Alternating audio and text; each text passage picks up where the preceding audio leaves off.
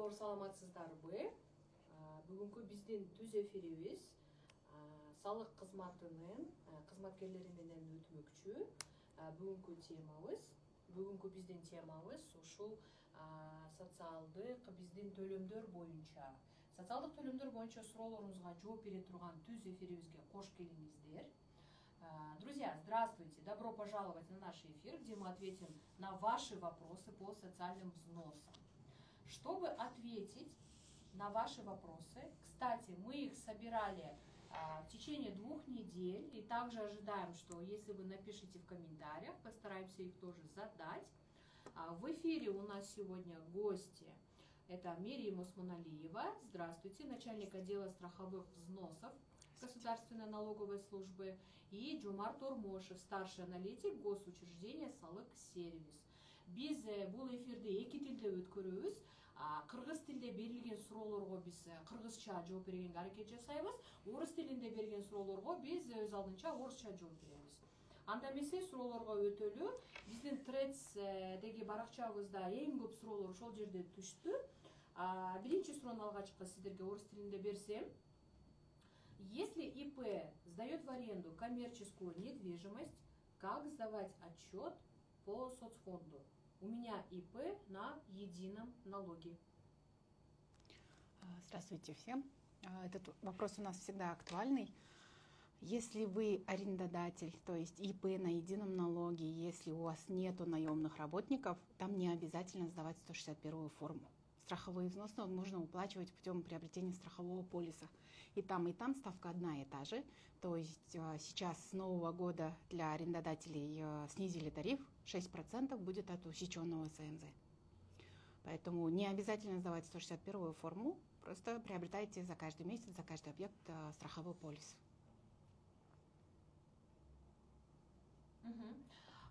Бизге модераторлар маалымат жеткирип жатат. Бул жерде салык кызматынын 2 баракчасы бар. Официалдуу пресс-службанын баракчасы, салык сервисинин сырткары биз аракет кылып көрөлү.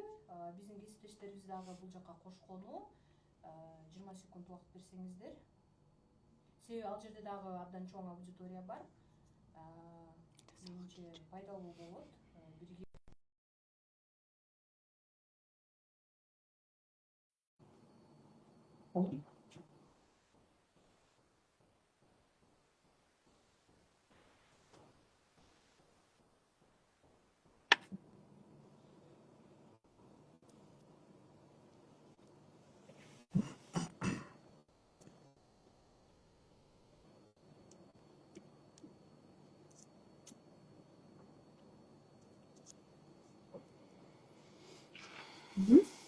Жөнөтүлдү.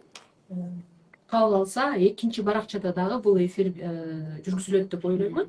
Кийинки суроого өтө берели. Если у ИП 2 деятельности, торговля и аренда в одном районе, надо ли покупать 2 полиса или одного достаточно? В соответствии с законом о тарифах по страховым взносам по государственному социальному страхованию, страховые взносы начисляются на доход по каждому месту деятельности, то есть по каждому основанию. Поэтому необходимо по каждой деятельности либо приобретать страховые полисы, либо 161 чек сдавать. Ну, если наемные работники есть. Если нету, тогда просто они по каждому виду приобретают страховой полис. Жомарт мырза, сизге мындай суроо берсем, мына ишкер өзү жалгыз болсо, өзү иштесе, бирок 2 жумуш бар, аренда жана торговля, анан бир кабинетте бир өзүнүн ИПсы бар, туурабы? Анан ал жерде кыйынбы?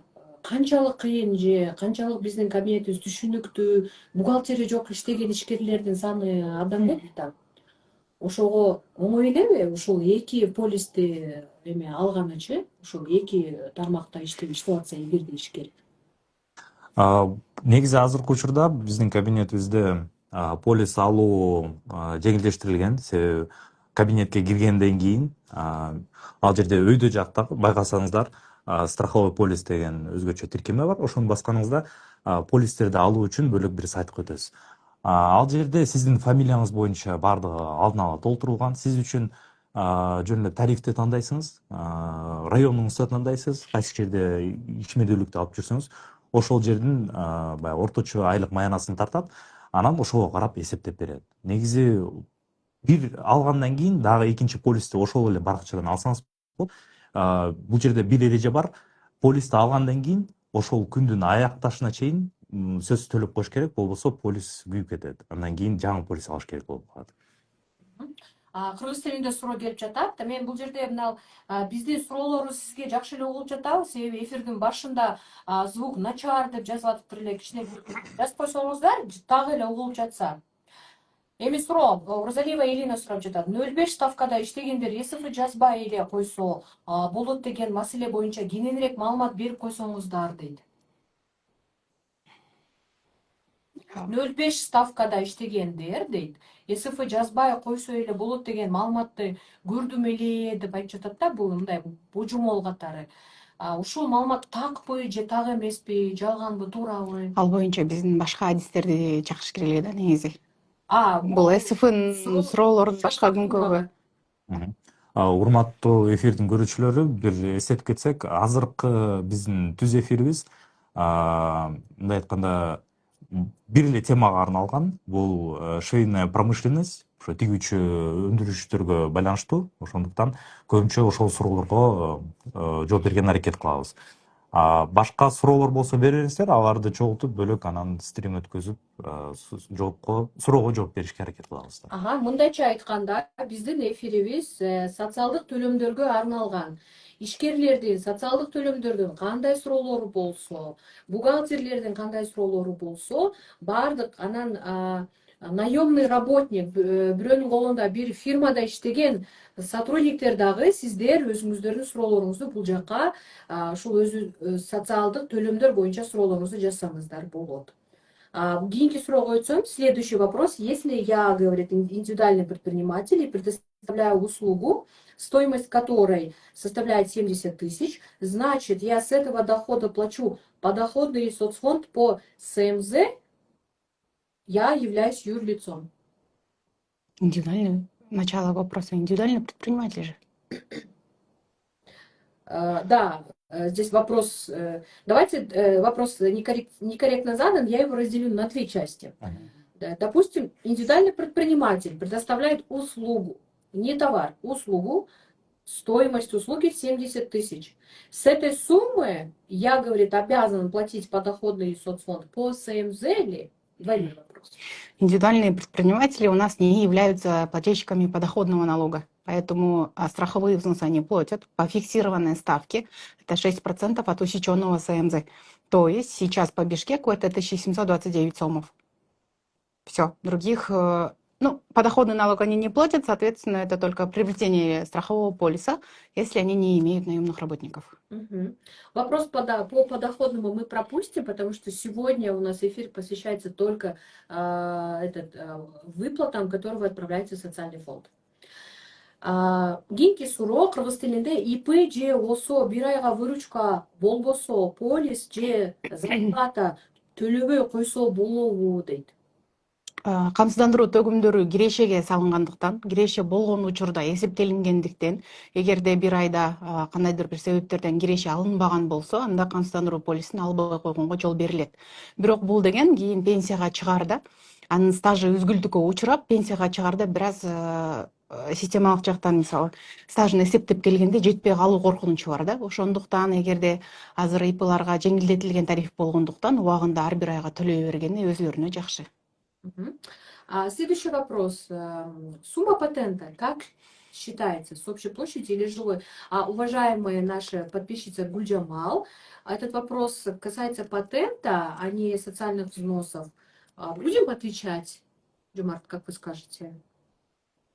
Я так поняла, что вопрос касается торговли. Да. Конечно, по новому законодательству у нас есть таблица от формы торговли, от места дислокации, от квадратуры зависит сумма патента, насколько вот известна информация о пиар-службе. Да. Так что перейдем на следующий вопрос. Если ИП осуществляет 3 вида деятельности, например, аренда торговли и услуги, то полис сколько раз надо платить? По каждому основанию мы ранее уже сообщали, если у плательщика имеется несколько видов деятельности, по каждому основанию, по каждому месту работы необходимо отдельно платить страховые взносы, то есть приобретать страховой полис. Мгм. Следующий вопрос на русском языке. Я ИП на едином налоге сдаю 161 форму и оплачиваю. Могу ли я просто брать полис и нужно ли как-то об этом оповещать ГНС? У нас 161 разрешалось для индивидуальных предпринимателей, чтобы им было легче там указать своих наемных работников. Ну, они отчитываются за наемных работников через 161 форму, и чтобы им было легче, было разрешено себя тоже показывать в этом отчете. Если нету наемных работников, можно перейти на полис, но это разрешается только один раз в год, в начале года желательно, и необходимо в своих регистрационных параметров убрать форму 161, потому что у нас в параметрах прописывается, если прописано, то необходимо там убрать, а потом уже переходить на полис. Мгм. У нас пользователь Нария 2604 оставил такой вопрос. Мне кажется, чтобы ответить на этот вопрос, надо в целом пояснение дать, что такое страховые взносы и для чего они платятся, и с каких функций платятся. Смотрите, такой вопрос. Питание сотрудников является ли материальной выгодой и должна ли облагаться страховыми взносами? Джумарт, не могли бы пояснить, что такое страховые взносы и в каких случаях появляется обязательство отчислять? Страховые взносы — это в первую очередь средства, которые будут в будущем формировать вашу пенсию. Это отчисление в социальный фонд. А, Согласно закону о государственном социальном страховании, каждый гражданин, который получает доход, он обязан уплачивать страховые взносы. Ставки разные в зависимости от вида деятельности, от категории, статуса самого работника. Поэтому их выплачивать нужно обязательно. Это для вашей же пользы, скажем так, для вашего будущего. Также необходимо учитывать тот момент, что если сотрудник имеет перерыв в работе, то все равно он может, это добровольно, но желательно ему также приобретать полис для того, чтобы его стаж рабочий не прерывался, потому что у нас есть определенные, скажем так, требования при выходе на пенсию, то есть там, в зависимости от возраста должен быть какой-то стаж рабочий. Спасибо. Следующий пользователь пишет вопрос. 2 раза оплатила страховой полис на 1 месяц. Как надо переплату посадить? Здесь, наверное, мы разъясним, что переплаты по полисам не может быть вообще в системе, потому что у нас сперва формируется полис, потом только оплачивается. Здесь, наверное, был вопрос, она приобрела 2 раза, за один и тот же месяц, да? У нас в порядке о приобретении страхового электронного полиса прописано, что все данные, которые вносятся для приобретения страхового полиса, это ответственность самого налогоплательщика. Поэтому, если они ошиблись, к сожалению, мы в системе поменять не сможем. И это не будет считаться переплатой. Другой случай, когда они оплатили 2 раза, но каким-то способом, путями электронный полис не сформировался. Тогда оно будет считаться переплатой, и сейчас внесли недавно изменения в инструкцию, эти деньги можно будет вернуть. Но уже за сформированный полис мы никак не сможем ни поменять, ни изменить и не вернуть. Там не получится.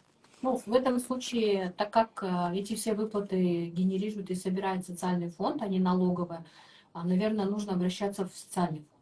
Там эти все деньги уйдут на пенсию.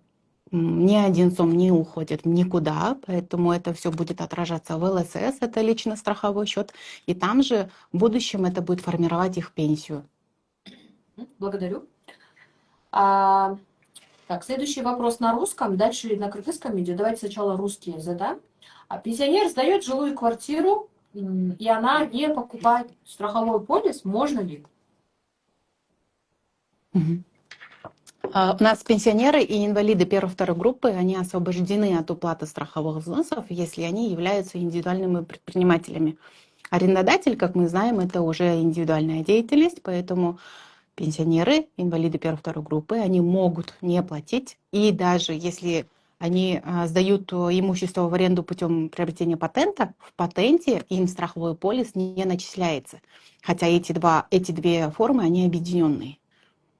Рахмат. Кийинки суроо биздин катталуучубуз Ала 111 суроо берип жатат. Жомарт мырза, ошондо дейт, юрлицо дейт, единый налогто болсо, ошондо СМЗден, среднемесячный зарплатадан төлөнөбү дейт, же услуганын суммасынан төлөнөбү дейт.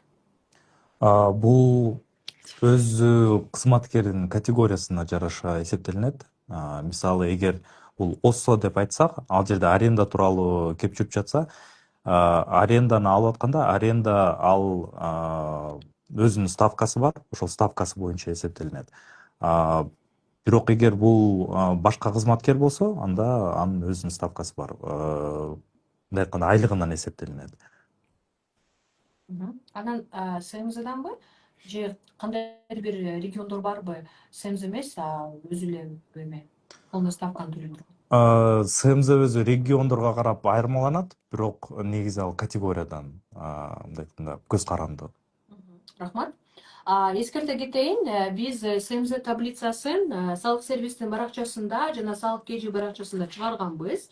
Инстаграмда, Threads'те, Фейсбукта таап алсаңыздар болот. Менимче 2 жума болду. Лентаны кичине эмтип карасаңыздар эле СМЗнын таблицасын көрүп аласыздар. СМЗнын суммасы аркылуу ар бир региондо, ар бир райондо суммалары аркылуу жазылган. Ошол үчүн сиздер өзүңүзгө каттап ошону көчүрүп алсаңыздар болот. Биздин лентада табасыздар.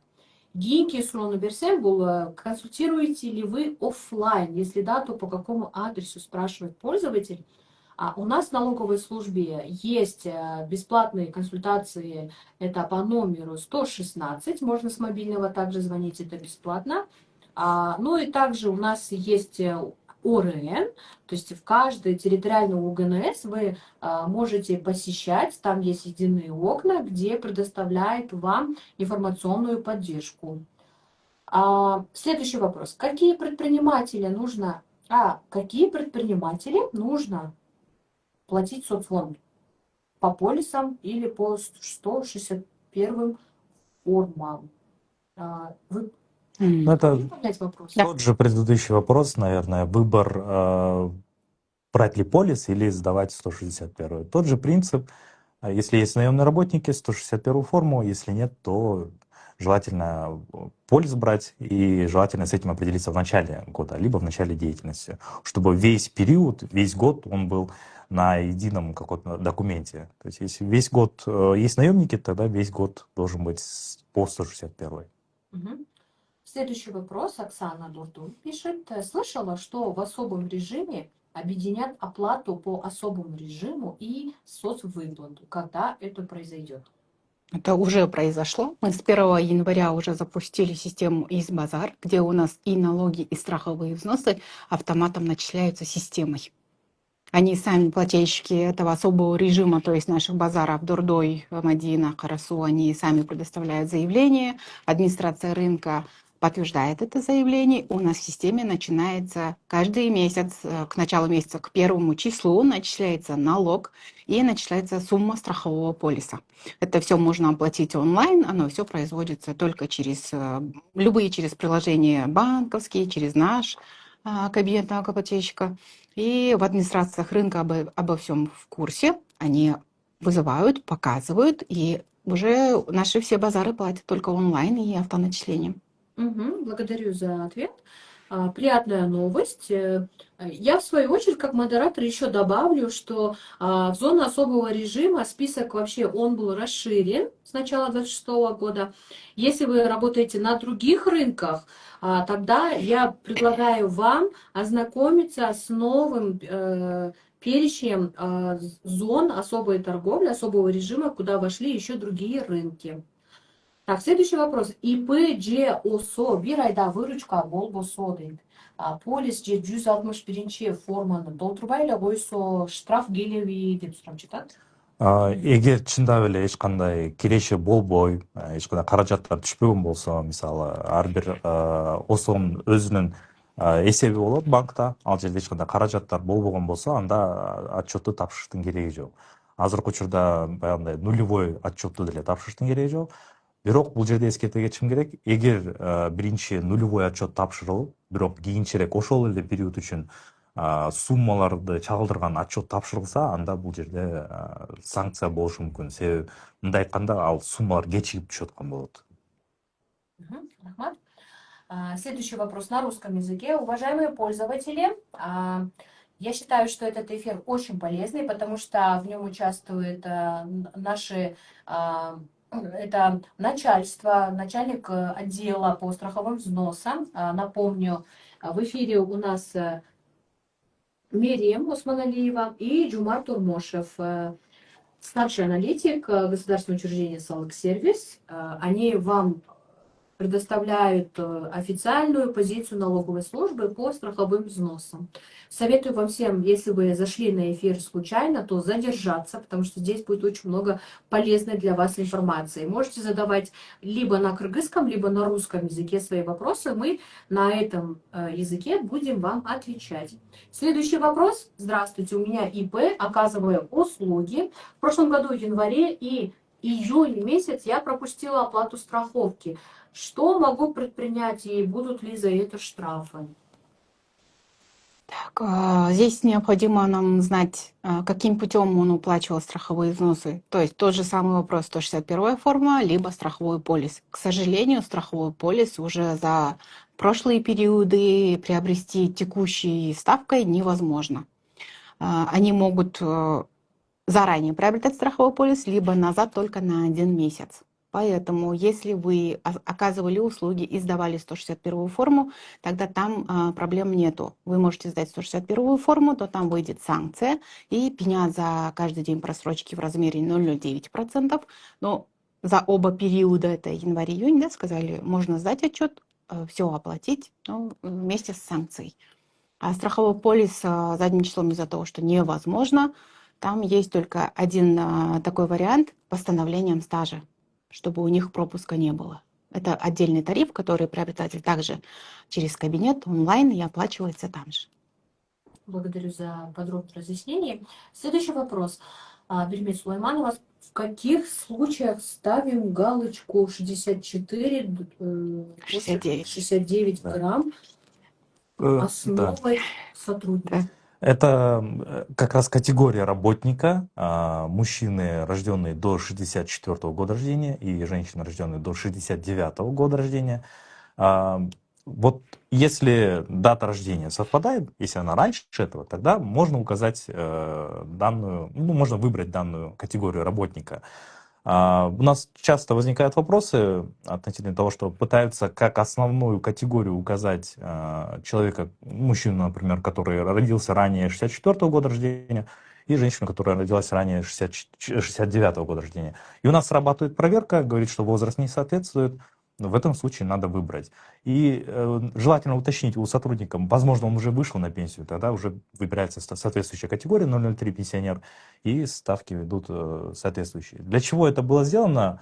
В свое время, в 2010 году, когда вводили накопительный пенсионный фонд государственный, было подсчитано, что мужчины до 64 года рождения и женщины до 69 года рождения, они не успеют к моменту выхода на пенсию сформировать нужную сумму для того, чтобы вот эта накопительная часть была хоть сколько-нибудь ощутимая. Поэтому их освободили, и если вы заметите, у них расчеты тоже другие, они освобождены от ГНПФ. Но эта часть идет в ПФ-ную часть. Хорошо. Наш пользователь написал еще одно сообщение. Кажется, мой вопрос непонятен был. Я не удовлетворена ответом. Не про полис был вопрос. Юридическое лицо, которое кормит сотрудников, является ли налоговым агентом и должны ли удержать страховые? Это нам необходимо посмотреть, на основании чего эти материальная выгода, то есть оплата за питание, производится самим юрлицом. В законе прописано, если компенсируется в соответствии с законодательством Кыргызской Республики, тогда с этой суммы страховые взносы не удерживаются. То есть компенсации не облагаются страховыми взносами. Только это все вам необходимо законодательно посмотреть. Если нормы в законодательстве есть, чтобы уплачивались эти компенсации, тогда они не облагаются страховыми взносами, но эти суммы облагаются подоходным налогом. Да, и можно дополнить, для того, чтобы получить больше информации, можете ознакомиться с 12 статьей Закона о тарифах. Там как раз указаны виды выплат, которые не облагаются страховыми взносами. Вы можете посмотреть, если это подпадает, тогда да, это ваш случай. Я предлагаю, да, я понимаю, что каждый вопрос он индивидуален, и его нужно подробно разъяснять, но у нас здесь очень большое количество вопросов, я даже не знаю, вот мы уже 27 минут в эфире находимся, мы даже на 50% ответов мы еще вопросов не ответили. Добрый вечер. По каким ставкам оплачивать страховой полис за январь-февраль, если ставки поменяли, но еще не утвердили? Спасибо. Ставки не меняются. Ставки, они утверждаются законом, они не меняются. Меняется только размер среднемесячной заработной платы. На 2026 год СМЗ уже установлено. Оно передается Национальным статистическим комитетом 1 ноября. У нас и в системе, и во всех каналах СМИ уже опубликованы есть ставки. Поэтому необходимо знать, где они находятся. Если по городу Бишкек, то это 1729 сомов. Мы только что сообщали, что размеры СМЗ, они уже размещены и у Sалық сервиса, и у Sалық KG на официальных сайтах. У налоговой службы на официальном сайте тоже есть. У Нацстаткома, у соцфонда. Все утверждено и все работает. Благодарю. Следующий вопрос также на русском языке. Ставки утвержденные, и они автоматом выходят в кабинете налогоплательщика. Я так поняла, что уже это пользователь ответил на вопрос другого пользователя. Кейинги суроо кыргыз тилинде. Саламатсызбы, иностранец Бишкек шаарынан ОСО ачып жатат. Кандай налог төлөйт соцфондко? Канча процент менен? Пайызы канча болот? Мисалы алсак, окладты 100 000 сом дейли дейт. Биздики чет элдин жарандары Кыргыз Республикасынын жарандарында эле өзүнүн жумуш берүүчүсү же болбосо өзү жумуш берүүчү болсо, анда ошо кайсы тариф ченде отурган болсо, ошол тариф чен менен эле төлөйт.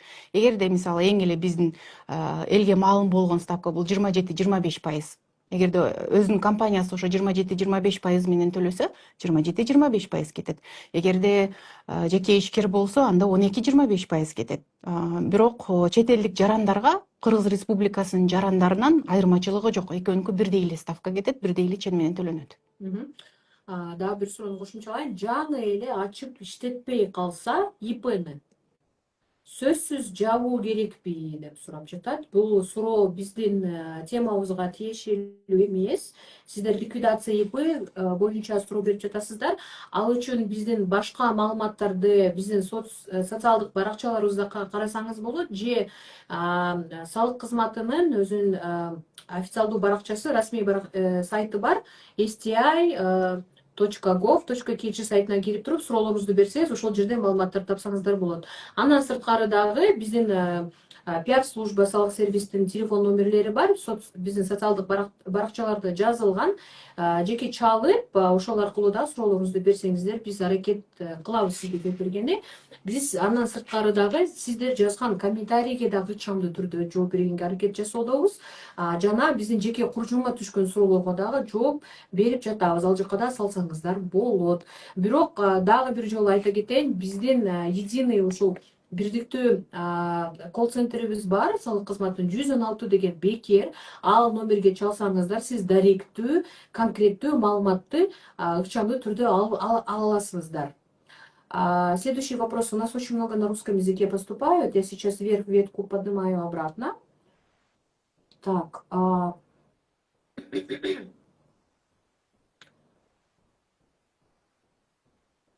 Бир кыргызча суроону өткөттүрмүн. Кайра ошого кайталасак, саламатсызбы, салык инспекторлору кыскартылат деп айтат го, айлык мөлтөгү салык инспекторлоруна кыскартылабы дейт.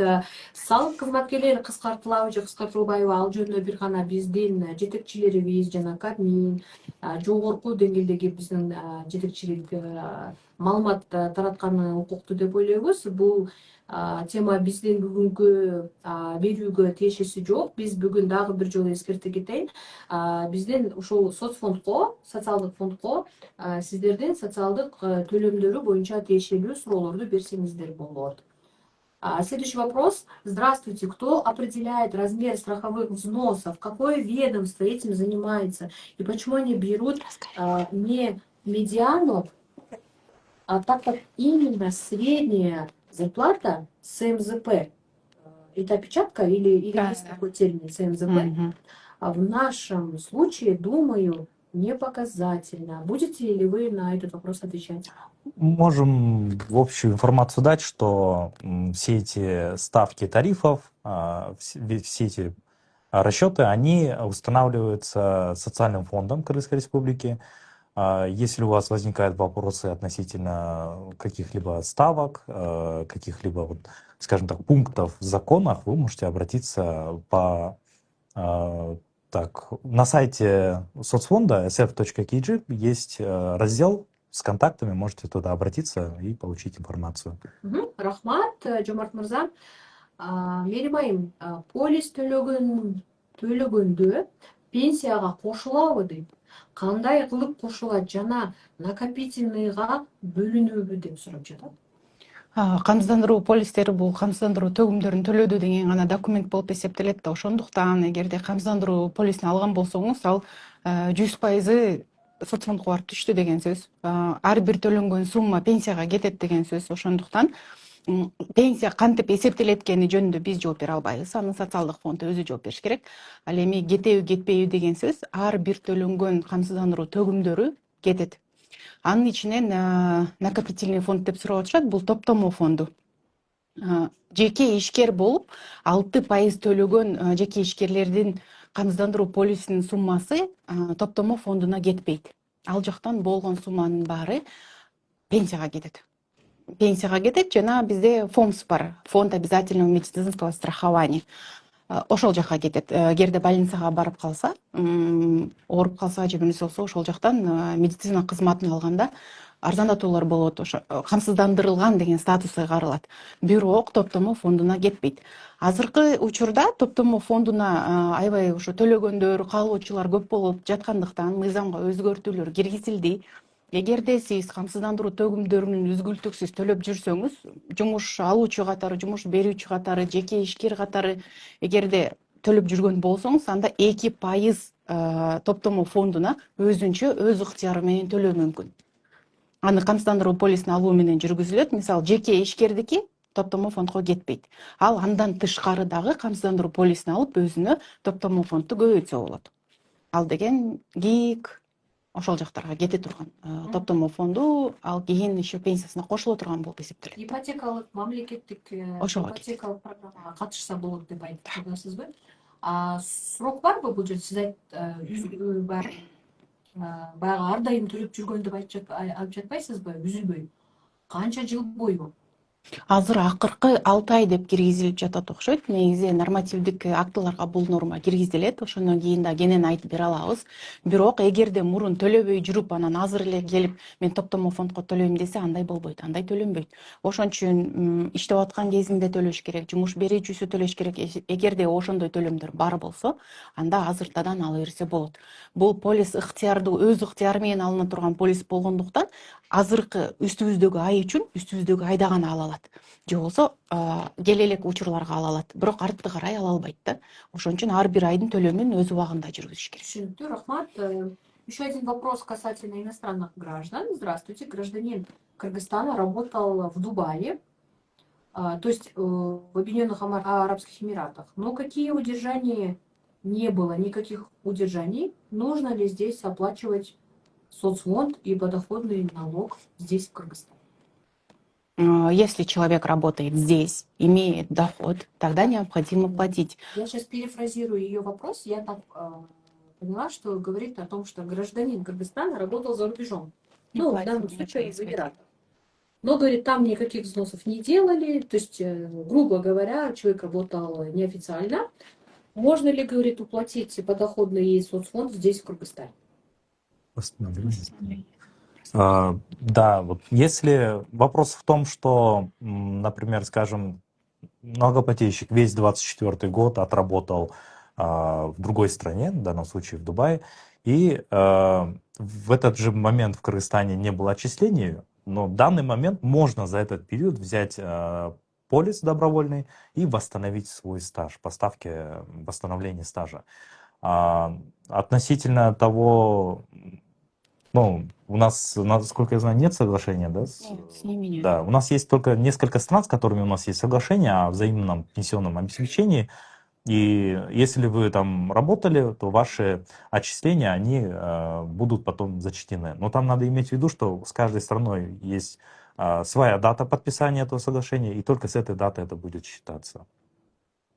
Мгм. Следующий вопрос на русском языке. Подскажите, пожалуйста, у меня основной вид деятельности услуги, а дополнительно есть продажи. При сдаче 161 как правильно оформлять 161? И каждый вид отдельно нужно ли оформлять? По-моему, уже третий раз этот вопрос задают, да? На каждую деятельность по отдельности приобретаете 161 форму, да? Или Полис. страховой полис вы приобретаете на услуги отдельно, на продаже отдельно, если у вас один ИП, а деятельности 2 или 3. Кажется, мой вопрос был непонятен. Нет, этот вопрос мы уже зачитывали. Так, перейдем на следующий. Мы, говорит, индивидуальные предприниматели на едином налоге. Розничная торговля, ставка 0,5. Получаем от поставщика денежное вознаграждение, то есть бонус получаем за реализацию его товара. И оформляем счет-фактуру как маркетинговые услуги. Надо, и дальше уже вопрос невозможно прочитать. Возможно, где-то там в продолжении Скорее, вопрос прерван. Да. В случае, если ИП получает бонусы и выписывает за бонусы счет-фактуру, я так понимаю, что человек спрашивает вообще о налогах, да? Считается ли бонусы как продажей, да? Ну, этот вопрос не имеет отношения Да, к сейчас мы взносам, да. без конца вопроса еще Его ответить пропустим. тяжело будет. Да. Следующий, так, страховой взнос брали до 1 мая. До изменений страховых взносов. Разницу как надо оплатить или оставить как есть. Так, вопрос немножко непонятный. Да, неполная информация. Можно побольше Да, информации, развернуто. мы попробуем ответить. Эгерде дейді СМЗ азырақ болып қалса, бирок деп тұрып дагы суроосу үзүлүп калыптыр бул жерде. Ушул СМЗ жөнүндө негизги маалыматты берсеңиз, СМЗ основной ставкадан азыраак болуп калса, СМЗден төлөнөт да туурабы? Же кандай өзү? Бул жерде мындай основной ставка деген түшүнүктүү эле жок негизи. Эгер ал жеке ишкер болсо, анда анын үчүн бир эле ставка көрсөтүлгөн өзүнүн району боюнча. Биз буга чейин айткандай ошол ар бир шаар боюнча, ар бир район боюнча өзүнүн орточо айлык майнасы бар. Бул маалымат менен биздин сайтыбыздан жана биздин социалдык тармактардан таанышсаңыз болот. Ал жерде айтып кетейин, 2 көрсөткүч бар ар бир район боюнча. Сол жакта бул толук көрсөткүчү, оң жагында бул кыскартылган. Эгер жеке ишкер болсо, анда ал кыскартылган көрсөткүчтүн 6% гана төлөйт. Анан бул жерде эч бир башка ставка менен салыштыруу болбойт негизи. Ал эгер жеке ишкер болсо, анын үчүн бир гана ошол ставка көрсөтүлгөн. Я ответ переведу на русский язык вкратце. Если вы в частном секторе работаете, то вы применяете СМЗ усеченный, то есть правую таблицу СМЗ, которую вы можете найти у нас в соцсетях, в ленте. Мы также публиковали, там пост называется СМЗ, вы можете его себе скачать, либо также таблицу СМЗ вы можете скачать из сайта налоговой службы. Так, следующий вопрос. Если сдает в аренду в разных районах, то 2 полиса надо покупать ли по каждому району? По каждому основанию, по каждому месту работы отдельно. Необходимо приобретать полис. Здравствуйте, не резидент у нас открыл ИП по маркетплейсу, выписывает счет фактуры или ИСФ по белой отгрузке, при отгрузке, отправлении товара. Нужно ли выписывать ИСФ, если товар отправляется не из Кыргызстана? Уважаемая Алия Садырбек кызы, У нас эфир сегодня посвящен соцотчислениям. Пожалуйста, сегодня задавайте только адресно. Остальные вопросы, которые не касаются нашей сегодняшней тематики, пожалуйста, можете отправить нам в личные сообщения. Постараемся отдельно, другие наши специалисты вам ответят. Так, если в начале года сдавали отчет по 161 форме в сентябре по полису, штраф будет ли? В начале года сдавали отчет по 161, а в сентябре полис взяли. Штраф будет? За это как такой штраф не предусмотрен, но вам необходимо убрать с регистрационных параметров 161 форму. Если вы уже решили и дальше хотите продолжить по полису, нельзя прыгать с одного вида на другой. То есть в одном месяце 161, в другом месяце полис, так нельзя делать. Потому что в конце концов, когда по итогам года или когда будут проверки, это все будет учитываться и будут смотреть, в каком периоде, по какому параметру сдавали отчеты.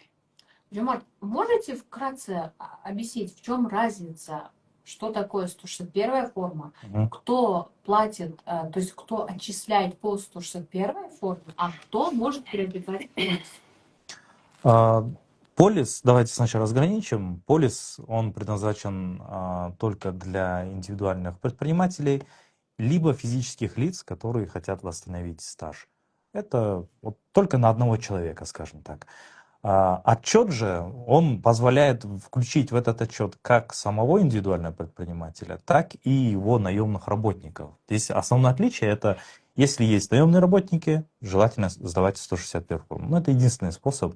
То же самое касается и юридических лиц, у которых есть штат, свои работники, сотрудники. Единственная форма подачи отчетности — это вот 161 форма. 161 форма, она объединяет в себе как раз подоходный налог и страховые взносы по всем фондам. Угу.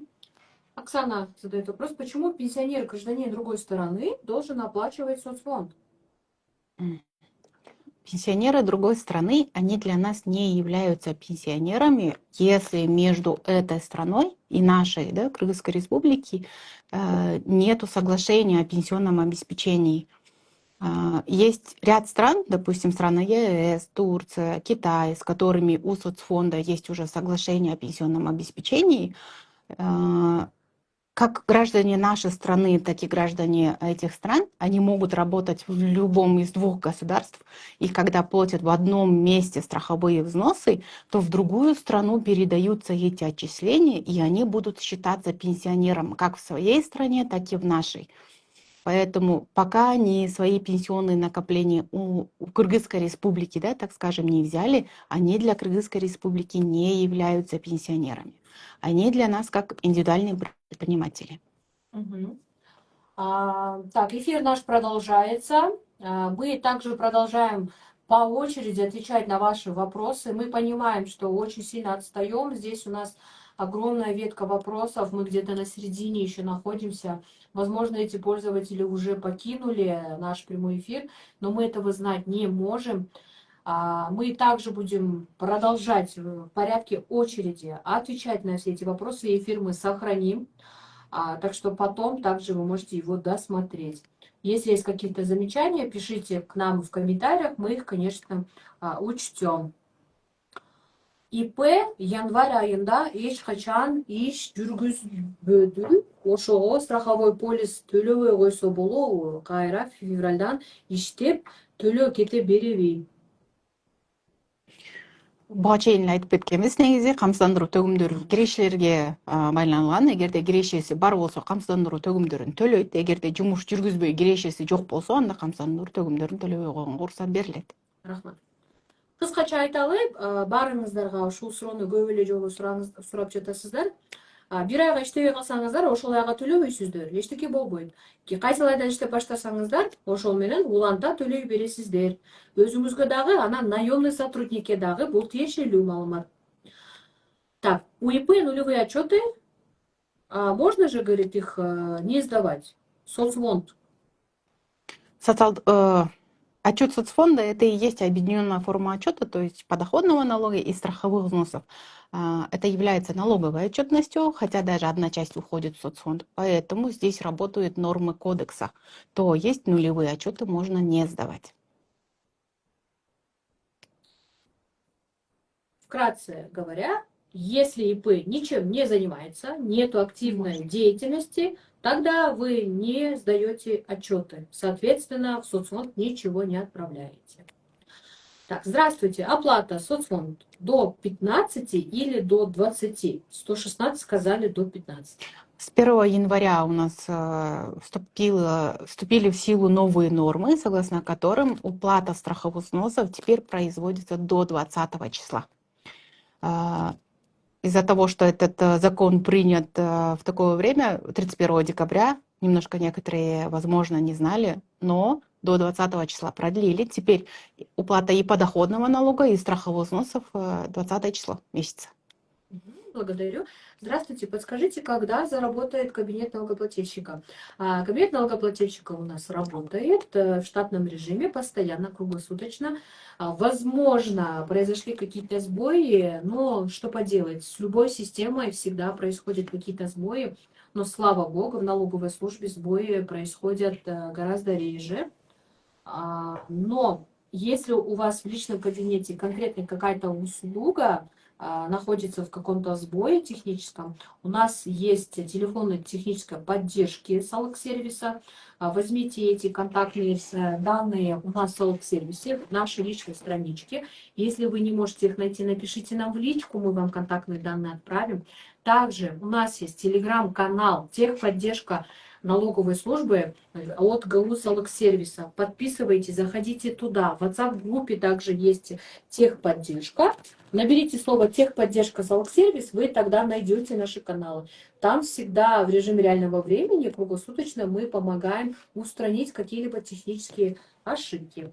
Так, переключаемся на нашу основную тему. Сегодняшний наш эфир посвящается социальным взносам, соцотчислениям. Все ваши вопросы касаемо этой тематики мы сегодня в эфире разбираем подробно. Напоминаю, что это официальный ответ налоговой службы. Так что мы сохраним этот эфир, обязательно его далее можете просматривать. Так, я предлагаю, уже осталось у нас 12 минут времени, да? Я предлагаю, если дублируют, повторно задают этот вопрос, их пропускать, либо отвечать да или нет, да? Чтобы мы успели все-таки зачесть остальные вопросы наших пользователей. Почему пенсионер... этот мы уже задали.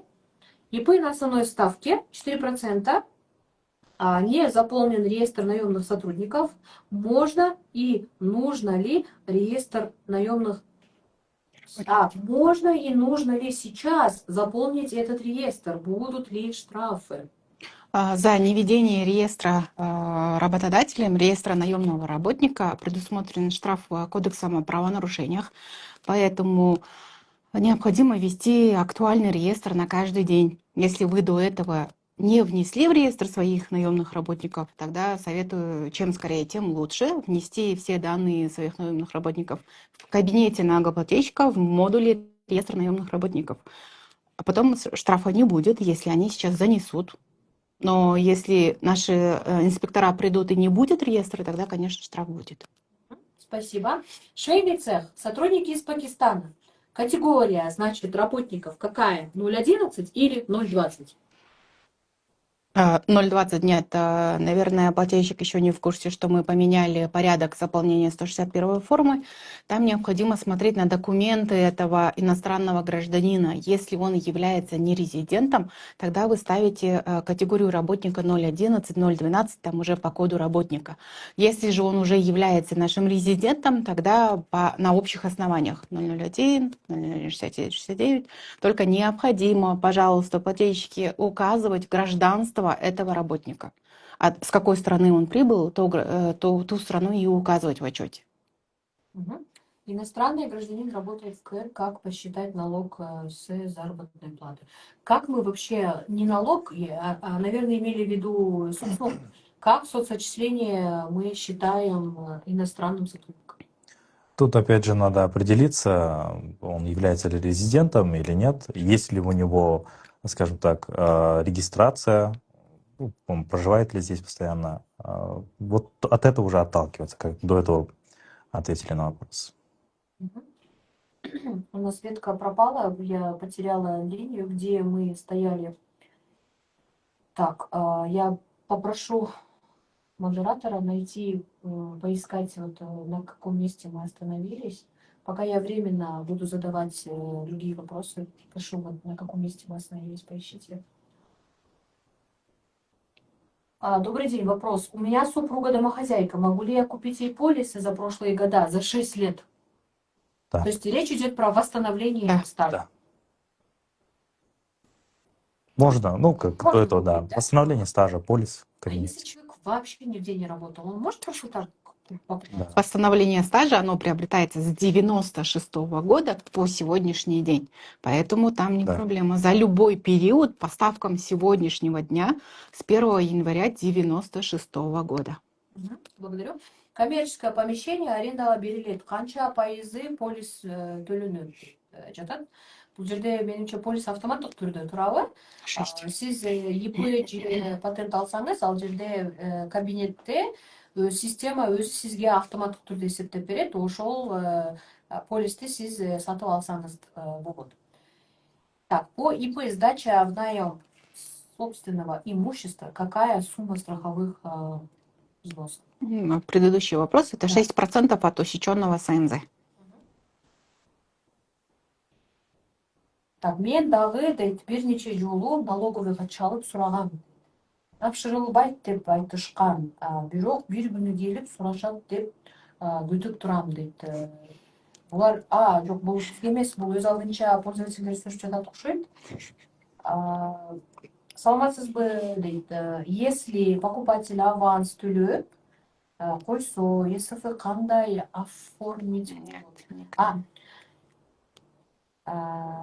Сатып алуучу аванс берип жатса дейт, ошондо ЕСФ.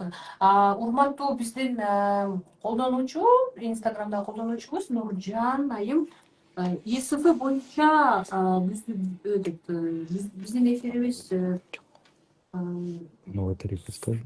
соцотчислениялар боюнча болуп жатат, социалдык төлөмдөр боюнча тиешелүү суроолорду бериңиздер, сураныч. Здравствуйте, оплату за страховой взнос обязательно через расчетный счет ИП? Или можно оплачивать через личные счета? Так. Оплату за страховые взносы обязательно через расчетный счет ИП оплачивать? Или можно через личный счет? Нет, смотрите, здесь у нас вот актуальная тема, да, когда нельзя расчеты с ИП принимать на личные счета. Страховые взносы вы можете оплачивать с любого счета, только если вы с личного счета оплатили, как вы потом эти свои расходы привяжете к своему ИП. Здесь только вопрос в этом. А так оплачивать можно с любых денег своих. Так, я восстановила очередь. Так, мы, оказывается, остановились на моменте. Следующий вопрос. Это электронный полис кечейин төлөнгөн квитанциялар бар. Бирок түндүктөн көрүнбөйт. Ошолорду базага киргизгенге болобу деп сурап жатат. 2019 жылга чейинки мөөнөт болсо ал полистер менен социалдык фондко кайрылуу керек. Эгерде 2019 жылдын 1-январынан баштап бүгүнкү күнгө чейинки кандайдыр бир мөөнөттүн полиси калып кеткен болсо, биздин райондук башкармалыкка кайрыласыздар. Ошол полистин негизинде биз базага отургузуп беребиз. Следующий вопрос касается работодателя. У него ИП. Если у меня ИП и у меня есть наемные работники, в ГНС сказали на себя брать полис, а вот сотрудникам сдавать 161-ю форму. Все ли правильно? И так правильно. Просто смотрите, почему предоставили выбор для самого ИП, чтобы он не бегал за наемных работников, сдавал 161-ю форму, за себя брал полис. Если вы хотите, вы можете себя указать в 161-й форме. Если хотите, можете приобретать страховой полис. Это уже на выбор самого работодателя ИП, у которого есть наемные работники. Если ИП покупает на себя полис, то НПФ на себя не платится и не отчисляется из полиса? Да. Да. Туда не уходит. Все идет в пенсионный фонд. Накопители можно отделить. Элиза Адиева спрашивает, если ИП на ЕНД нулевой, можно ли выписывать ИСФ покупателю? Опять. Вопрос ИСФ мы сегодня не будем озвучивать. Тема касается соцвыплат. Ранее соцфонд при проверке все компенсации выплаты облагал страховыми взносами. И нерезидентов тоже. Можем ли мы понимать, что мы можем, сдать уточненки и откатать излишне уплаченные страховые взносы? Здесь необходимо смотреть, на основании какого документа вами выплачиваются компенсации. Только компенсации, которые выплачиваются на основании законодательства, в соответствии с законодательством Кыргызской Республики, вы имеете право не облагать страховыми взносами. Если это компания без законодательного разрешения уже сами решили, что это компенсация, тогда не получится. Там необходимо уже юридически смотреть, на какую статью расходов вы это все относите. Соцфонд иштебеген учурда төлөбөй койсо болот. Ооба, төлөбөй койсо болот. Кайсыл айда иштесеңиз соцфонд төлөйсүздөр, соц отчисление кыласыздар. Иштебеген малда төлөбөйсүздөр. Так, соцфондду ар бир ай төлөбөй, жылына бир жолу төлөсө болобу деп сурап жатышат. Эгерде камсыздандыруу полисин алып төлөйм десеңиз, анда төлөй албайсыз. Эгерде сиз жылдын башында бир жылга толук төлөп коем десеңиз, анда мүмкүнчүлүк бар. Бирок күтүп эң аягында келип бир төлөйм десеңиз, андай мүмкүнчүлүк жок. Ал жакта туумдар, айыппулдар бар, ошондуктан өз убагында төлөш керек. Здесь у нас активный пользователь, мне кажется, с самого начала эфира смотрит нас внимательно. Оксана Дурдой, здравствуйте. Еще раз вот пишет комментарии. Понимаете, раньше, когда мы работали по патентам, мы могли, говорит, брать отсрочку на месяц, на 2 недели, когда мы, говорит, отдыхали. А теперь в особом режиме работы, получается, мы не имеем права не болеть. Уважаемая Оксана, мы пропустим ваш вопрос, потому что он больше относится не по теме. Зона особого режима – это совсем другой вопрос, туда другие специалисты должны отвечать. Так что переходим на следующее. Вот у нас есть большая очередь, нам бы успеть сейчас. Осталось 2 недели, уважаемые наши коллеги. Будем ли мы эфир продолжать? Можем еще. Давайте пока продолжим. Эфир. Так, здравствуйте, соцфонд. 161 форма. Нулевой не сдается же. Отменили. Однако сегодня позвонили с налоговой и сказали, даже если нулевой, вы должны сдавать. Нет, просто смотрите, по другим отчетам в системе поставлены ограничения. Да. Нулевые отчеты сдать невозможно. Мы оставили в индивидуальном порядке только 161 форму, потому что там есть необходимость нулевого отчета, когда люди не успевают, либо не все успели, да. Поэтому сдавать не обязательно, если нулевой. Никто требовать не будет. Кутман Геш социалдуу фондду бир райондо эле төлөнөбү же ар бир районго төлөө керекпи дейт. Бул жерде ар бир жерде бөлөк жумуш болсо деп ошону сурап жаткандар. Буга чейин айтылгандай эле, эгер ар бир райондо бөлөк жумуш алып жүрсө, ар бир негизи боюнча бөлөк камсыздандыруу төлөмдөрү төлөш керек. Сиз сатуу тармагында айтып жатасызбы же услуганы дагы? Бардыгы киреше болгон жерде сөзсүз камсыздандыруу төлөмдөрү төлөнүш керек. Ушул азыр сиздин жообуңузду түшүнүү үчүн мисал келтирсем, услуга тармагында мебельный деп коелу, мисалы сборка мебели, там жасап колго жасап туруп сатат, бирок сатып алуучу ал ожу баткен болуп калышы мүмкүн, бирок цех Бишкекте жайгашкан. Бишкекте эле төлөнөт да, туурабы? Себеби кызматкерлер дагы, өз ишкер дагы Бишкекте жайгашкан. Туура. Бишкекте. Мындай айтканда, каттоосо кайсы жерде болсо, ошол жер боюнча отчет тапшырып, ошол жер боюнча камсыздандыруу төлөмдөрдү жана киреше салыгын төлөнөт. Бирок эгер бир жерде цех болуп, бир жерде цех ачып, дагы башка жерде магазин ачса, анда бул бөлөк. Бул жерде мындай айтканда эмеректи жасаган кызматкерлер, бул жакта саткан кызматкерлер. Алар деле эки жакты тең айлык алышат, ошол жактан төлөмдөрдү сөзсүз жасалыш керек. Рахмат. Демек, кызматкериңиз кайсыл райондо жайгашкан болсо, ишти кайсыл райондо жасап жатса, ошол районго төлөнөт, туурабы? Ооба, каттоосуна байланыштуу да. Так, Жанар Токтосун жазып жатат. Санкции как будут списываться по новым изменениям? Статья 16. Сначала нужно оплатить основной налог, Например, ИП хочет восстановить учет за 25 год. Так, смотрите, здесь статья 16, вот как раз-таки там мы предусмотрели списание пений и штрафов не основного долга. Если у вас по страховым взносам нету долга по состоянию на 1 января 2026 года, тогда в данное время уже налоговая служба занимается списанием пений и штрафов всех.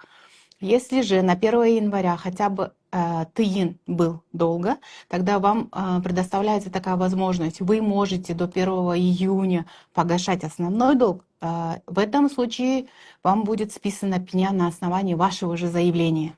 Для этого необходимо обратиться в район. Они изучат вашу карточку. Если подлежит списанию, тогда будет списана пеня и штрафные санкции. Мгм. У меня есть такое предложение. У нас сейчас в очереди накопилось большое количество вопросов, но также ежесекундно поступают новые вопросы. Я бы хотела, чтобы мы сфокусировались на свежие вопросы, но из старых всех, вот, которые в очереди, мы не можем тоже на них не ответить. Я прошу помощи наших модераторов сейчас, чтобы они все предыдущие вопросы, которые были заданы, посмотреть, отобрать те только, на которые мы еще не отвечали. Пока наши коллеги занимаются сбором, соберут полностью вопросы, которые мы еще не задали, не ответили. Пропустите, пожалуйста, только те, на которые мы уже отвечали. А пока мы переключаемся на свежие вопросы, которые сейчас поступают. Так, пеня и штраф налоговики сами обнуляют на страховку или нужно заявление от организации? Только что сказали, если долга не было по состоянию на 1 января 2026 года, тогда налоговая служба сама вам спишет. Если же был долг, и вы его погасили уже после 1 января, тогда необходимо обратиться с заявлением в налоговый орган. И это все работает только если у вас нету там уголовной, судебной процедуры. Угу. Наш вопрос пропускаете все время. Почему, говорит Айза, мы ваш вопрос не пропускаем.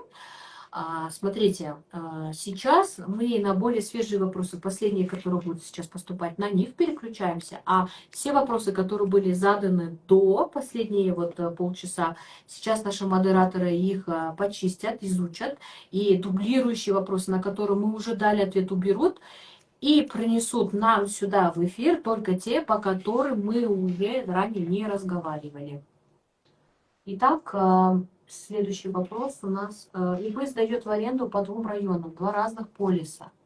Надо приобретать. Да, мы уже очень много раз отвечали. На каждый вид деятельности вы приобретаете разные полисы, даже если, правильно же, да, если у вас в 2 разных районах занимаетесь арендой, также вы будете приобретать 2 полиса. Следующий вопрос. Пеня и штраф. Налоговики сами... Только что мы уже задали. Так, списание до 1 июня или до 1 июля? 01.06 до 1 июня. Угу. 6-й месяц, да, после мая. И июнь. Еще раз хочу задать вопрос. Иностранный гражданин работает в Кыргызстане и есть ИНН. Как считается налог и соцотчисление заработной платы? Так же, как и с граждан Кыргызской республики, 10% подоходного налога и в соответствии с вашим тарифом 12,25 или 27,25 страховые взносы. Только если они не резиденты, к ним у нас налоговые вычеты не применяются. Только в этом разница. Во всех остальных расчетах иностранные граждане идут наравне с гражданами Кыргызской республики. Джумар, по-моему, у нас при приобретении патента страховой взнос автоматически начисляются, да? Здесь потому что вопрос задают, я говорю, приобретаю 2 патента, и что мне придется, говорит, страховой взнос по обеим патентам приобретать? Можете мне, пожалуйста, автоформирование объяснить в кабинете?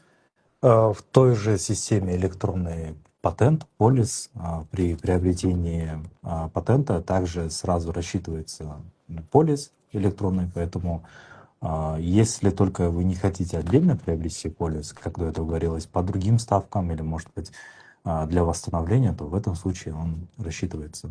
В кабинете в верхней части можете посмотреть, есть ссылка на модуль на отдельную систему электронный полис. Грубо говоря, если у нас налогоплательщик приобретает патент, покупая патент, у него автоматически Всё. добавляются страховые отчисления. Да. Правильно? Патент отдельно от полиса нельзя приобрести, но наоборот можно. Опять же, как говорилось до этого, по тем случаям, когда это необходимо. Можно ли использовать страховые взносы на стоматологию? Э, Страховые взносы, когда уплачиваются, часть из них, там процентная какая-то ставка, которая утверждена законом, уходит в фонд обязательного медицинского страхования. И это все уходит в ваши больницы, которые по месту прописки. Там уже с нашей стороны все деньги, которые от вас поступили, мы обязаны перечислить соцфонду. Соцфонд все отправляет в ФОМС, а там уже ФОМС, какие вам предоставляют услуги, мы это уже вам сказать не сможем. Это вам необходимо обратиться уже в местные больницы, там вам уже скажут, вы застрахованы, вот это вам положено. Это уже не по нашей части. Если пенсионер открыл ИП, он обязан платить соцфонд или нет? Освобождены. В Кыргызстане все пенсионеры освобождены от соцотчислений. Любых. ИП пенсионер освобожден от всех выплат страховых взносов. Здравствуйте. Сотрудник, который платит патент наемного работника, может ли получить справку о зарплате и соцотчислениями? У любого человека, который каким-либо способом уплатил страховые взносы, в Тундуке можно свои отчисления посмотреть. Это госуслуги, соцвыплаты, вы там формируете справку о начислениях по заработной плате, и там все выходит. Это уже несмотря на патент на наемного работника, патент, с которым сформирован полис, либо 161 форма, в любом месте, где указан человек и за него уплатили, это уже можно через Тундук узнать. Говоря иначе, если человек работает по патенту, то он получает справку, какие патенты он приобретал. Правильно выплачивал? Это уплаченные налоги, да. И есть справка страховых взносов, где именно от заработной платы идет. Это тоже можно. Благодарю. Кыргыз тилинде суроо келип жатат. Соцфонддун 24,25 жок, 24 жана 25 жылдары төлөнбөй калган усеченный пайыздын пенясы жок төлөсө болобу деп сурайт. Азыркы маалда ошо биз жаңы эле восстановление стажа деп айтып кетпедикпи? Стаждын калыбына келтирүү тарифи менен төлөгөн камсыздандыруу төгүмдөрүн негедир биздин төлөөчүлөр пеня деп эсептеп алыптыр да. Бул пеня болуп эсептелбейт, бул башка ставка болуп эсептелет. Эгерде убагында төлөбөй жүргөн болсоңуз, мен мурун эле айтып кеттим эле, камсыздандыруу полистерин артка карай кайра алуу мүмкүн эмес. Ошондуктан өтүп кеткен учур үчүн башка ставка менен алыш керек болот да. Бул пеня дагы эмес, туум эмес. Ошондуктан убагында төлөш керек. Эгерде бир маал бир төлөнбөй калган болсо, анда восстановление стажа же болбосо стаждын калыбына келтирүү тарифи менен өзүнчө алса болот. Ал 96-жылдан бери карай алынат. Рахмат. Түндүктөн чыкпаган соц төлөмдөрдү кайдан тактасак болот? Төлөнүп жүргөн, бирок түндүктө көрүнбөй жатат, осоло иштеген, айлык начисление болуп, отчет тапшырылган деп жатат. Соцфондго кайрылсаңыздар болот. Биз бүгүн соцфондко тиешелүү суроолорго жооп бере албайбыз, бирок соц отчисленияларды биз администрациялоо салык кызматына жүктөлгөн үчүн биз соц отчисление боюнча суроолорго жооп берүүгө даярбыз. Урматтуу биздин инстаграмда катталуучуларыбыз кутман күн тема кандай дейт, кандай тармактан суроо берсем болот деп сурап жатат. Бүгүнкү биздин эфиримиздин темасы социалдык төлөмдөр. Салык кызматына болгон сурооңузду берсеңиздер болот. Эскере кетсем, биздин салык кызматынын, мамлекеттик салык кызматынын ушул социалдык төлөмдөр бөлүмүнүн башчысы Мерим Осмоналиева жана биздин мамлекеттик мекеме салык сервистин биздин аналитигибиз Жомарт Ормошов эфирде. Бизге ушул суроолорду берсеңиздер болот. Бир гана социалдык төлөмдөр боюнча. Орус тилинде суроо келип жатат. Если ИП не имеет дохода, он должен платить страховой полис. Да. Нет дохода, нет Не платит. отчислений. Нет. Запомните. Так, саламатсызбы, ИП нулевой деп справка окшойт. ККМ басып базарда соода кылса, үйүн квартира берип по наем деп патент алса болобу? Болот. Жарайт, болот экен. На русском языке. Как быть с недобросовестными предпринимателями, которые продают товары из дома и не выдают какие-либо чеки, ведут незаконную деятельность, выполняют... Нет. Уважаемая пользовательница, у нас сегодня эфир посвящен социальным взносам. Прошу задавать только по этой теме вопросы. Так, следующий, я перейду на другие вопросы. Так, зарегистрированный ИП на ставке 4,6% занимается образовательными услугами. Должен ли я себе покупать полис или я обязан сдавать 161 форму? Это мы и ранее уже отвечали. Если нету наемных работников, тогда вам легче и лучше приобретать страховой полис. Так, есть ли патент на услугу по обработке камня? Патенты. Или сборки мебели. Такие патенты есть. Вам нужно просто зайти в реестр и найти именно этот патент, который имеется конкретно на вашу деятельность. Если вы не нашли, то вы должны смежную область найти. Так, следующий. Если у меня ИП без наемных работников, за месяц нет дохода, опять-таки, запомните, нет дохода, нет отчислений. Переходим на следующий вопрос. Здравствуйте, налог на транзакцию турагентства попадают или нет? Опять вопрос не касается социальных выплат.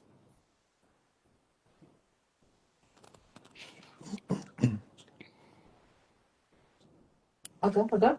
Так, сейчас нам наши коллеги помогли разобраться с огромным количеством вопросов и отобрали только те, которые мы ранее еще не отвечали. Так, Асыл Аскарбекович пишет, можно ли использовать страховые взносы на стоматологию? Мы уже ответили, да?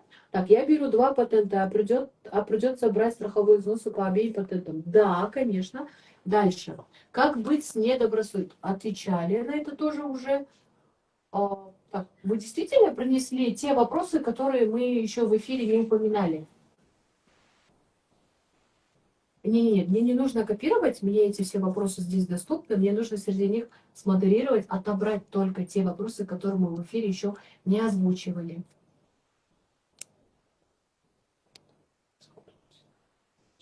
Ага, хорошо. У нас такая просьба технически, оказывается, невозможно сделать, так как эфир ведется с нашего мобильного телефона.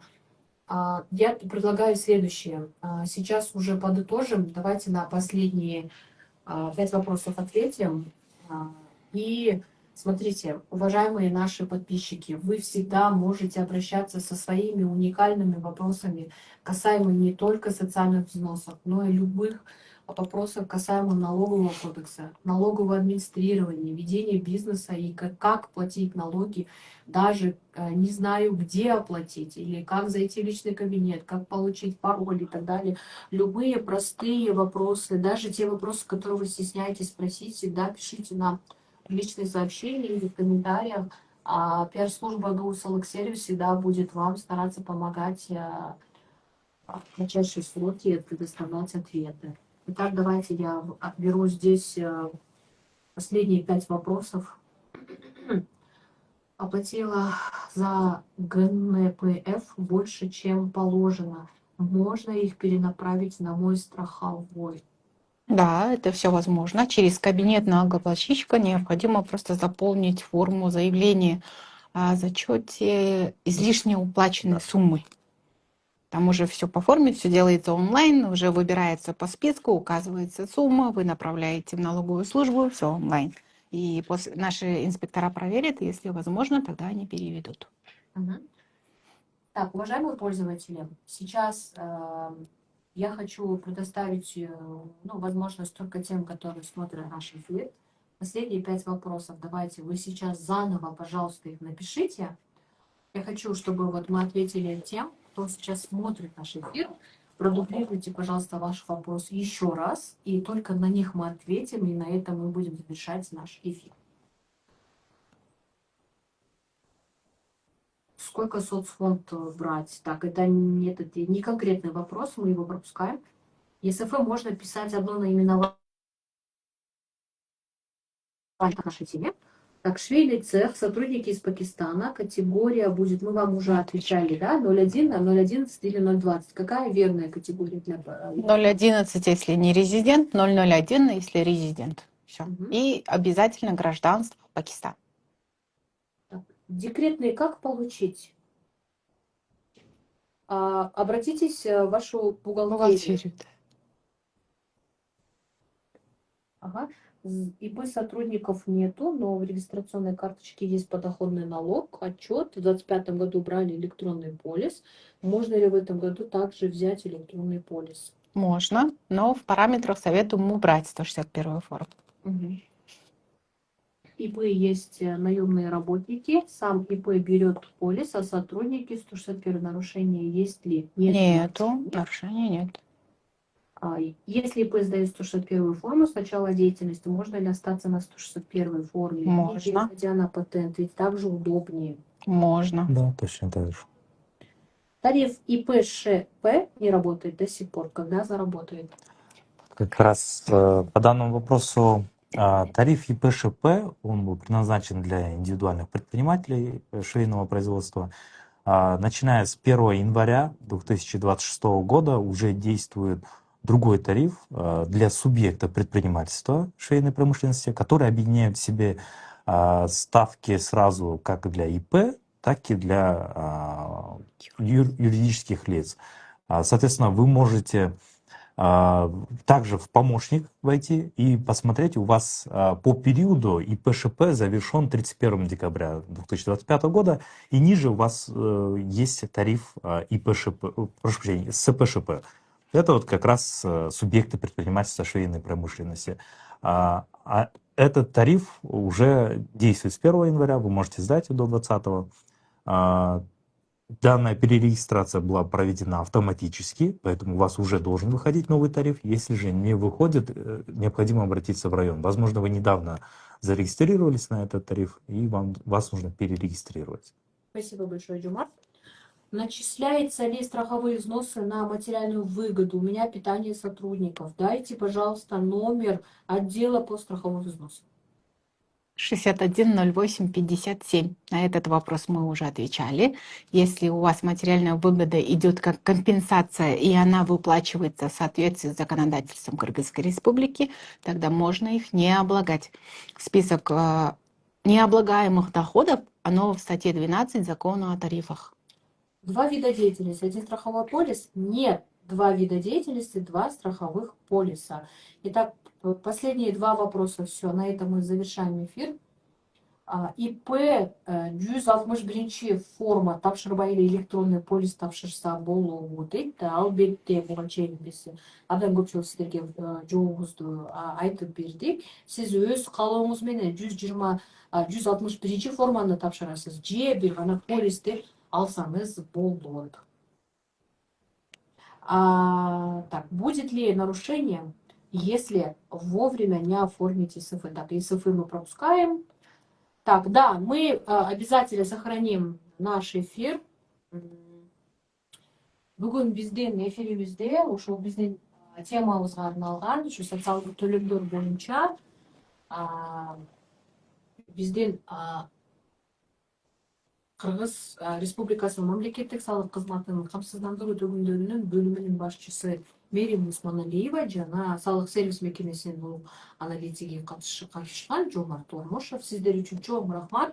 Ар дайым сиздердин сурооңузга биз жооп бергенге аракет кылабыз. Дагы бир жолу биз номер телефонубузду айта кетсек болот. Анан отделден сырткары биздин 116 деген телефон номерибиз бар. Бул жалпы салык кызматынын колл-центринин телефон номери болот. Чалуулар бекер, ошол жакта да суроолоруңузду берсеңиздер болот. Биздин баракчабызга ар дайым катталып туруңуздар. Салык сервис жана салык чекит KG деген баракчаларда биз ар дайым сиздерге аракет кылабыз. Эгерде кандайдыр бир сиздердин суроолоруңузга биз жооп албай калсаңыздар, сиз биздин баракчабызга кирип комментарийге калтырыңыздар. Ошол жерде биз дагы сиздерге уланта беребиз суроолоруңузга жооп бергени. Сиздерге чоң рахмат, Жомарт мырза, Мерим айым. Чоң сиздерге терең ыраазычылык. Бул жакта дагы бизде көп катышуучулар, эфирдин катышуучулары сиздерге көп ыраазычылыктарды жазып атышты. Ал комментарийлерди биз сиздерге окуган жокпуз. Азыр дагы көп рахмат, благодарю за эфир деп айтып атышат. Спасибо большое. Суроолоруңуздар үчүн чоң рахмат. Рахмат.